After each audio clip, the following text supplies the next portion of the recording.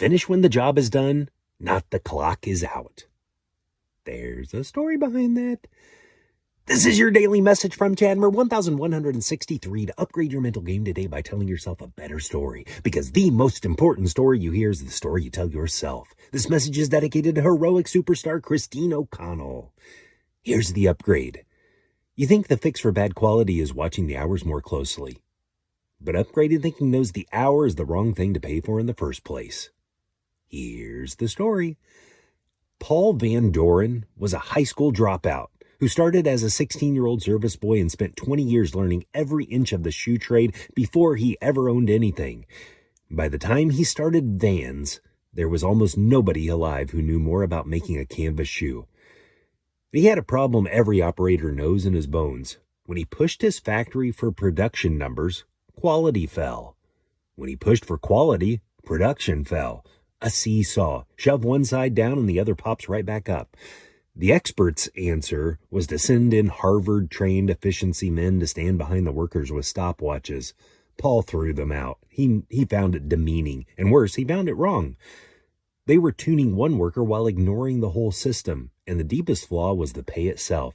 He was paying by the hour, which doesn't address quantity or quality. Hourly pay rewards a person for taking an hour to do whatever they're doing. So Paul stopped paying for time, and he started paying for the outcome. He told his people, hit your 8-hour quota at top quality, and if you finish in 6 hours, go home. And the seesaw stopped, because now the same reward pulled speed and quality at once. It worked so well, some crews went to 4-day work weeks. The exact same move saved Federal Express. I told that story in message number 725. Their night shift, paid by the hour, had every reason to drag until someone paid them per shift and let them leave when the planes were loaded. 2 men, 2 industries, 1 lesson. You get the behavior you incentivize for, not the one you instruct. Now put it on yourself, because you run a factory too. It's your day. And most of us pay ourselves by the hour. We feel good because we're busy, because we sat there a long time, because we ended up tired. But the hour is not the shoe. The hour is not the loaded plane. You can log 10 hours and finish nothing. The better story to tell yourself is reward the outcome, not the hour. Van Dorn's real credo was that Vans was a people company that made shoes. He said the distinction sounded like nothing, but it was everything. Start there. Then quit paying yourself for time in the chair. Name the quota, the real finish. And when you hit it, go home.